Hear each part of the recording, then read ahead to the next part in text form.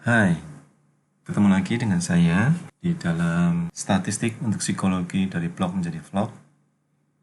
Kali ini saya akan membahas tentang bagaimana cara melakukan estimasi reliabilitas dengan menggunakan RStudio.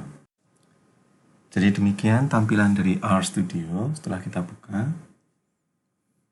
Pertama yang akan kita lakukan adalah kita akan memanggil data terlebih dahulu. Saya sudah menyiapkan datanya. Nah, ada beberapa cara untuk memanggil data. Saya akan tunjukkan cara yang paling mudah untuk memasukkan data, memanggil data ke dalam RStudio. Kita gunakan file, kemudian import dataset. Kemudian di sini kita bisa lihat ada beberapa pilihan. Kita bisa memilih file yang ditulis dengan menggunakan ekstensi txt, CSV, itu kita menggunakan from text. Kemudian, jika file ditulis dengan menggunakan Excel, maka kita buka dari sini. Kemudian yang lain adalah SPSS, SAS, dan Stata. Selain ekstensi-ekstensi ini, sebetulnya R juga bisa membuka file yang ditulis dengan bahasa yang berbeda-beda. Salah satunya misalnya R bisa membuka data yang disimpan dalam Google Sheets.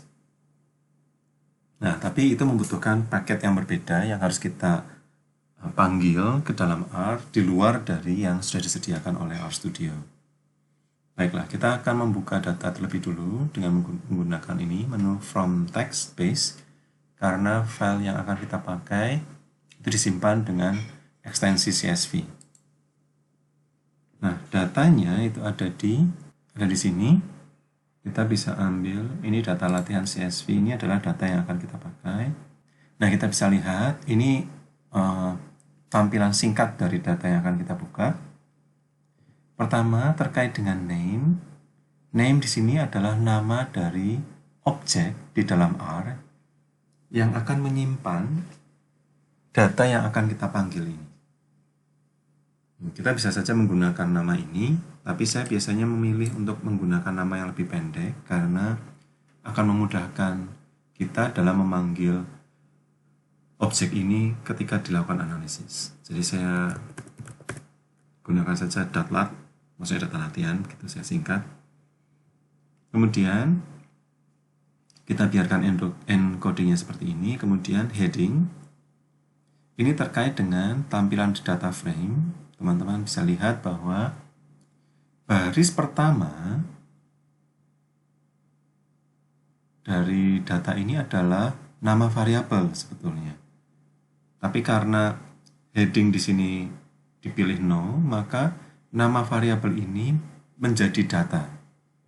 Nah, supaya nama variabel tidak menjadi data, supaya kita tetap memiliki nama variabel, kita klik yes. Nah, di sini kita bisa lihat sekarang nama variabel menjadi kolom nama variabel. Kemudian yang lainnya saya pikir tidak perlu kita otak-atik. Lalu kita import saja dari sini. Nah, begitu kita import, kita bisa lihat RStudio langsung membuka sebuah file, sebuah tampilan yang menggambarkan isi dari file yang kita buka. Oke, kita bisa lihat di sini, lalu kita bisa cek jumlahnya berapa, variabelnya berapa. Lalu kita cek apakah benar ini adalah file yang ingin kita analisis. Baik, kita tutup saja. Nah,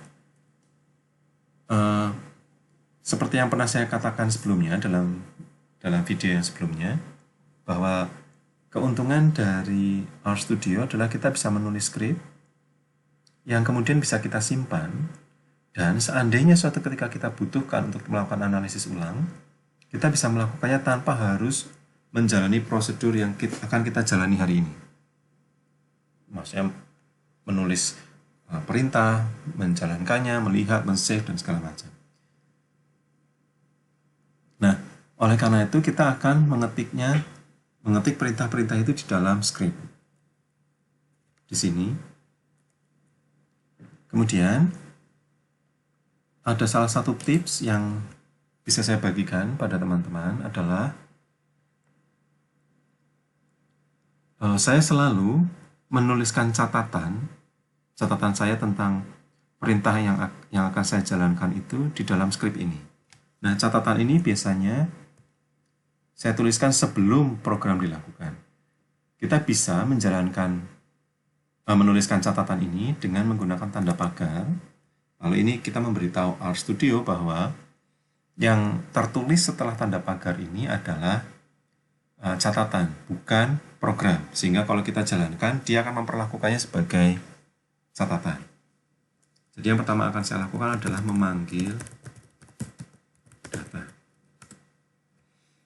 Nah, kita bisa lihat di sini, ini adalah proses meskipun kita melakukannya melalui interface, user interface-nya, melalui menu, tetapi RStudio juga menuliskan baris perintahnya. Nah, baris perintah ini bisa kita copy, Ctrl C, kemudian kita paste di sini, dengan tujuan suatu ketika kita ingin melakukannya lagi, melakukan analisis ini kembali, kita bisa tinggal menjalankan baris perintah ini saja. Kita tidak perlu melalui file, import dataset, dan segala macam. Nah, menjalankan baris perintah dari script agar dijalankan di konsol, itu bisa dilakukan dengan menggunakan Ctrl Enter. Ctrl Enter. Nah, ini kita memanggil. Oke. Nah, kemudian yang bisa kita lakukan berikutnya adalah mengecek kondisi data kita. Misalnya,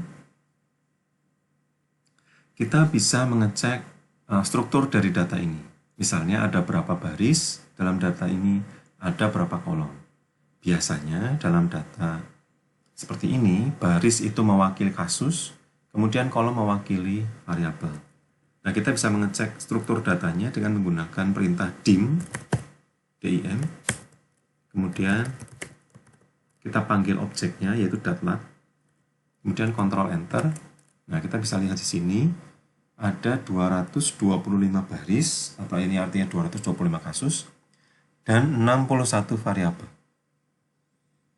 Nah, mungkin kita ingin tahu juga apa saja nama variabel dalam objek ini, maksud saya.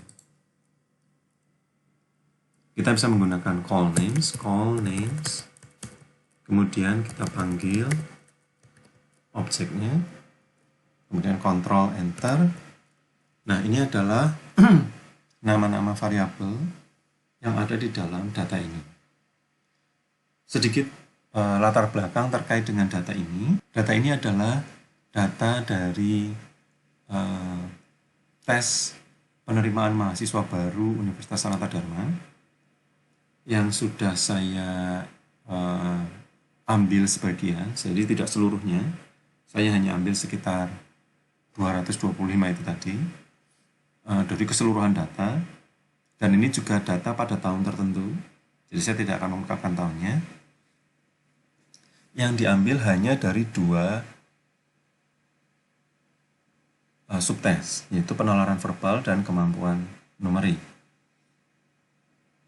Kita bisa melihat di variabel yang pertama ini adalah nomor urut dari baris, sebetulnya kita bisa buang.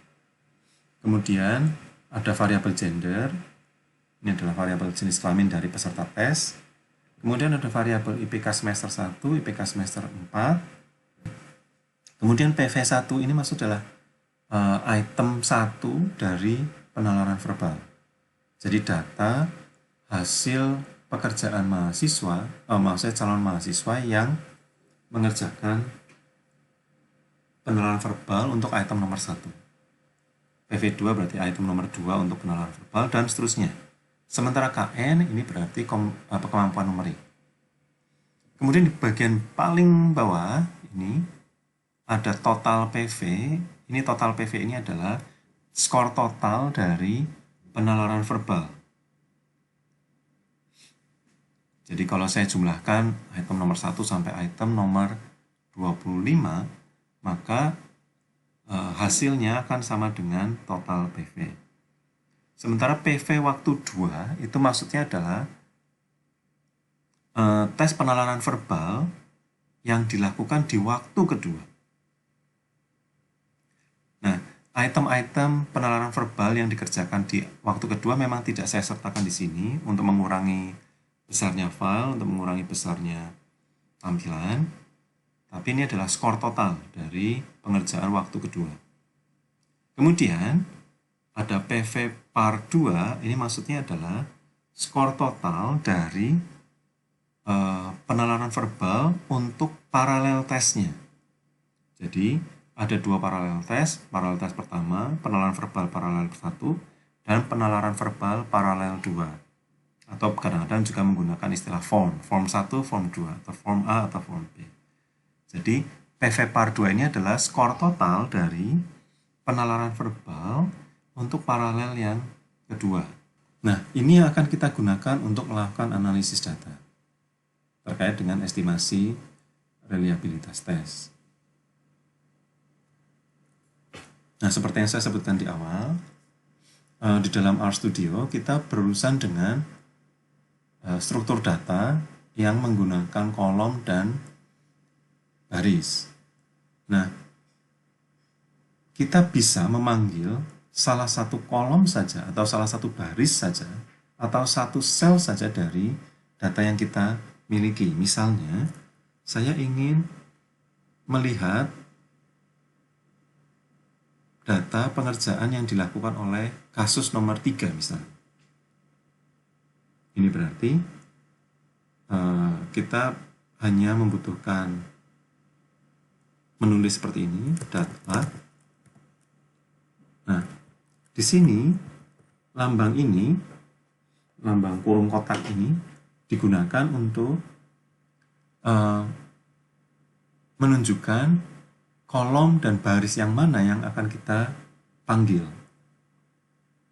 Ada 2 entry.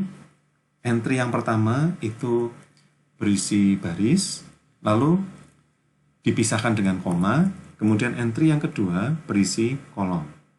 Jadi kalau saya ingin memanggil kasus nomor 3, kita tinggal menuliskan 3 di depan koma dan kosong. Tidak perlu menuliskan apa-apa di belakang koma. Nah, kita kontrol enter. Nah, ini adalah hasil tes atau data yang dimiliki oleh kasus ketiga. Kemudian, bagaimana kalau saya ingin melihat misalnya IPK semester pertama? Kita bisa menggunakan ini. Kemudian karena yang kita panggil adalah kolom sekarang, nah kita perlu menghitung kolom keberapa? 1, 2, 3. Berarti kolom ketiga. Barisnya kita kosongi, lalu kolom. Nah, ini adalah data dari IPK semester pertama untuk semua subjek. Jadi kita bisa lihat ada yang IP-nya 0 sampai IP-nya 4. Oke. Salah satu tips untuk memanggil data, kita juga bisa menggunakan cara ini, khususnya kalau yang dipanggil adalah kolom atau variabel tertentu. Kita bisa menggunakan data, kemudian kita tidak menggunakan kurung kotak ini, tapi kita menggunakan lambang dolar. Nah, begitu kita ketikkan lambang dolar, lalu ini RStudio akan menampilkan semua variabel yang ada di dalam data ini. Nah, misalnya tadi kita mau melihat IPK semester 4 saja misalnya. Lalu kita kontrol enter. Nah, ini adalah data yang sama, tapi dengan cara menampilkan yang berbeda. Kadang-kadang kita bisa menggunakan satu atau yang lain untuk membuat pekerjaan menjadi lebih mudah. Nanti saya akan tunjukkan. Baik, nah itu terkait dengan struktur data. Berikutnya, salah satu tips yang lain terkait dengan RStudio adalah seandainya kita merasa halaman konsol ini itu menjadi terlalu padat, kita bisa membersihkannya. dengan cara menggunakan Ctrl L. Kita mengetik Ctrl L, lalu lembar konsolnya akan bersih. Perintah-perintah yang tadi kita tuliskan tidak hilang begitu saja. Kita bisa memanggilnya lagi dengan menggunakan tanda panah atas atau bawah.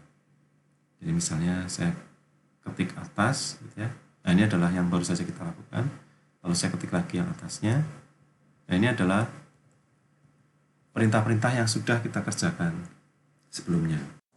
Oke, nah berikutnya kita akan masuk ke cara untuk melakukan estimasi reliabilitas. Yang pertama perlu kita lakukan itu adalah kita akan memanggil program, paket program yang akan kita gunakan untuk melakukan estimasi reliabilitas ini. Salah satu paket program yang cukup lengkap saya kira. Jadi di dalamnya sangat banyak perintah, sangat banyak program yang bisa kita gunakan untuk melakukan analisis data adalah paket program bernama Psych. Jadi memanggil paket program Psych.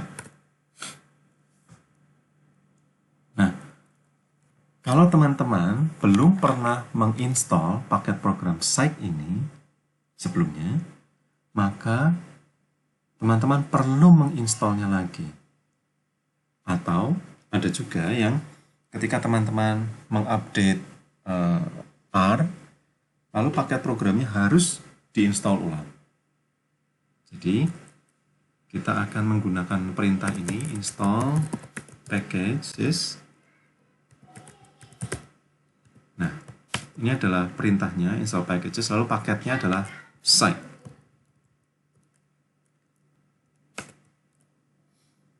Nah, sekarang dia akan menginstal paket program Psych. Oke. Nah, setelah diinstal, mari kita panggil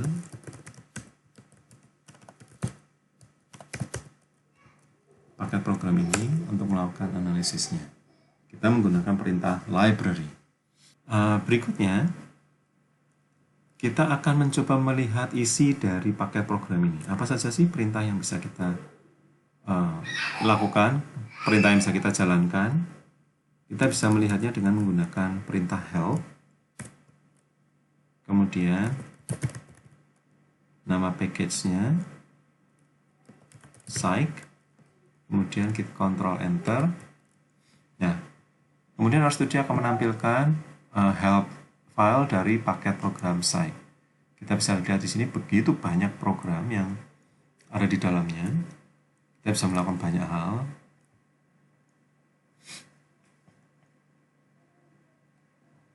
Oke. Nah, kita tutup dulu.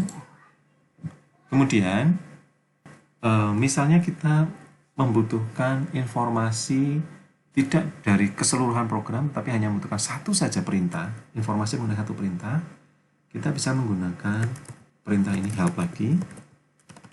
Kemudian kita ketikkan perintah yang ingin kita ketahui. Ya, misalnya, kita akan menggunakan perintah dengan nama alpha. Jadi kita bisa ketikkan alpha di sini, kemudian Ctrl Enter. Nah, lalu RStudio akan menampilkan help file dari perintah alpha ini. Ini adalah baris perintahnya, tentu saja sangat panjang. Kita tidak perlu menulis segala sesuatunya di sini. Kita hanya membutuhkan beberapa saja, dan kita bisa mengisi yang lain jika memang kita membutuhkannya. Baik, kemudian ini adalah keterangan dari perintah ini, isi dari perintah ini, elemen-elemen di dalamnya. Ini adalah detail penjelasan tentang program ini terkait dengan apa, bagaimana cara mencarinya, bahkan sampai ke misalnya nanti di bawah sini ada referensinya, catatan, lalu kemudian ini adalah penjelasan mengenai hasil dari analisisnya. Jadi kolom tertentu memiliki nama, lalu nama dari kolom-kolom ini itu apa maksudnya. Kemudian penulisnya adalah ini, William Ravel. Lalu yang paling akhir adalah contoh. Jadi help file ini sangat-sangat berguna. Kalau teman-teman lupa bagaimana cara mengerjakannya, teman-teman bisa lihat lagi, ngecek di sini. Oke, kita tutup lagi. Baik, sekarang kita akan menjalankan perintah ini. Jadi kita akan ketikkan alpha, kemudian kita akan menggunakan file ini, tetapi yang perlu kita ingat bahwa tidak semua variabel di dalam objek ini akan kita gunakan di dalam analisis. Pada kesempatan ini kita hanya akan melakukan estimasi reliabilitas pada penelaran verbal saja. Jadi untuk melakukannya kita perlu tahu kolom mana saja yang berisi data dari penelaran verbal. Misalnya kita cek menggunakan call names. Nah, kita bisa lihat di sini bahwa item penelaran verbal itu dimulai dari kolom ke 1, 2, 3, 4, 5 dan berakhir di kolom ke 26, 27, 28, 29. Jadi kita tuliskan di sini. Karena kolom lalu kita harus ketik koma terlebih dulu. Dia harus ada di belakang koma. Kemudian kolom kelima hingga 29. Nah, bagaimana cara mengetikkannya? Dengan menggunakan titik 2. 29. Oke. Nah, saya pikir untuk sementara kita bisa menggunakan ini saja, tidak perlu menggunakan opsi yang lain. Jadi mari kita jalankan menggunakan Ctrl Enter. Nah, ini adalah hasil analisisnya. Oke. Nah, kita bisa lihat di sini untuk reliabilitasnya. Baris yang pertama ini adalah berisi semua data tentang reliabilitas tes dan agregat yang sifatnya umum untuk satu tes. Yang pertama adalah raw alpha, ini adalah estimasi reliabilitas dengan menggunakan rumus yang melibatkan kovarian. Sementara standardized alpha, jadi rumusnya sama seperti rumus yang sudah kita lihat, hanya saja dia menggunakan korelasi. Kemudian G6 ini adalah rumus yang digunakan oleh Goodman. Kemudian average R itu adalah korelasi rata-rata dari korelasi antar item. Lalu yang berikutnya saya pikir tidak perlu kita bahas terlebih dulu. Baris berikutnya berbicara tentang confidence interval. Nah, kita bisa melihat di sini bahwa confidence interval 95% confidence interval bergerak dari 0,8 sampai 0,86. Artinya sebarannya cukup besar, lalu estimasi poin dari alfanya ada di 0,83. Nah, di kolom berikutnya, dalam tabel berikutnya ini, reliability if an item is dropped, ini menggambarkan besarnya reliabilitas tes jika satu item itu saya hilangkan atau saya gugurkan dari tes. Misalnya, PV1 ini, semua data yang ada di baris ini, itu menggambarkan reliabilitas dari tes jika item nomor 1 ini saya hilangkan. Jadi kalau item nomor 1 saya gugurkan, maka reliabilitasnya akan berubah dari 0,83 menjadi 0,83. Artinya, ketika saya membuang item nomor 1, pembuangan item ini tidak menyebabkan perubahan reliabilitas. Sekarang mari kita lihat item nomor 6. Untuk item nomor 6, ketika saya membuang item ini, menggugurkan item ini, reliabilitasnya berubah dari 0,83 ke 0,82. Ini artinya, dengan membuang item 6, saya membuat tes ini menjadi lebih buruk. Oleh karena itu, melihat data ini, maka perlu kiranya kita tetap mempertahankan item nomor 6. Nah, dalam kasus ini, memang tidak ditemukan item yang jika kita buang, maka reliabilitasnya akan meningkat. Nah, item-item seperti ini tentu saja adalah item-item yang perlu dipertimbangkan untuk diperbaiki atau digugurkan. Nah, di bawah tabel ini adalah tabel terkait dengan statistik item. Kita akan kembali ke sini pada saat kita membahas tentang statistik item.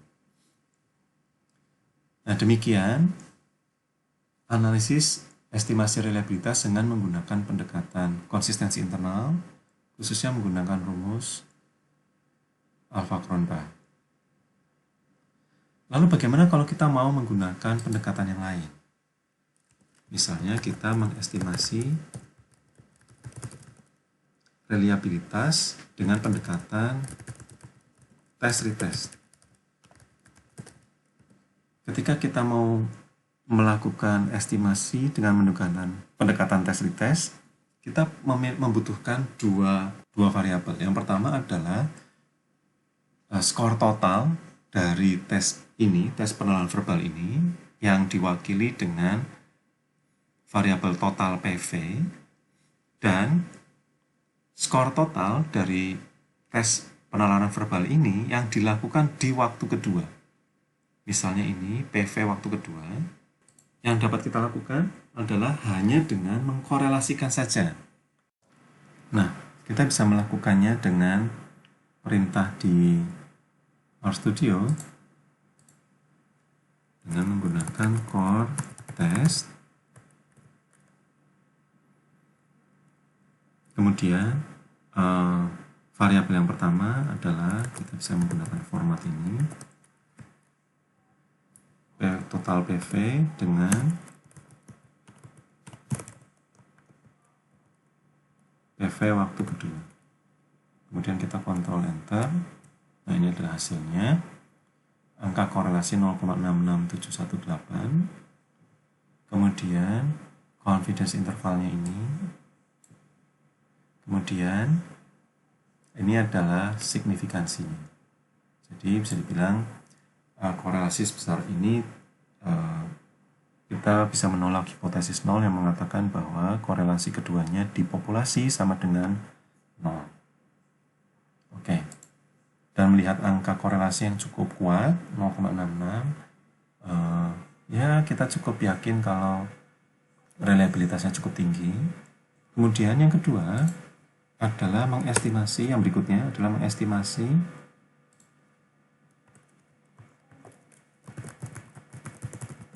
dengan pendekatan tes paralel.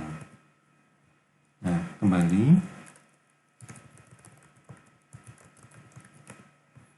di dalam data ini kita punya satu variabel lagi, yaitu PV par 2. Nah, PV par 2 ini merupakan data yang berasal dari tes penalaran verbal untuk paralelnya. Jadi kalau misalnya di penalaran verbal ada form A, form B, maka ini adalah yang form keduanya, paralel keduanya. Nah, kita juga bisa tetap menggunakan perintah yang sama, karena pada dasarnya pendekatan tes paralel, kita hanya mengestimasi saja, mengkorelasikan saja total PV dengan PV untuk paralel keduanya. Jadi kita bisa menggunakan perintah yang sama, dapat, lalu ini total PV, lalu PV di paralel kedua. Kemudian kita kontrol enter. Nah, angkanya sekitar 0,865, hampir 0,9. Ini berarti menurut beberapa ahli, kita bisa menggunakan kedua tes paralel ini secara bergantian. Artinya, tes paralel pertama dan tes paralel kedua itu bisa saling dipertukarkan. Misalnya, di dalam praktek penerimaan mahasiswa baru, pada tahun pertama, penerimaan mahasiswa baru menggunakan form yang pertama misalnya, kemudian di tahun kedua, penerimaan mahasiswa baru, kita menggunakan form yang kedua. Harapannya supaya tidak ada faktor practice effect atau carryover effect dalam pengerjaannya. Oke. Demikian 3 contoh estimasi reliabilitas menggunakan konsistensi internal, khususnya menggunakan rumus alpha Cronbach, kemudian menggunakan pendekatan tes retest dan pendekatan tes paralel. Kita berjumpa lagi di topik yang lain. Sampai jumpa.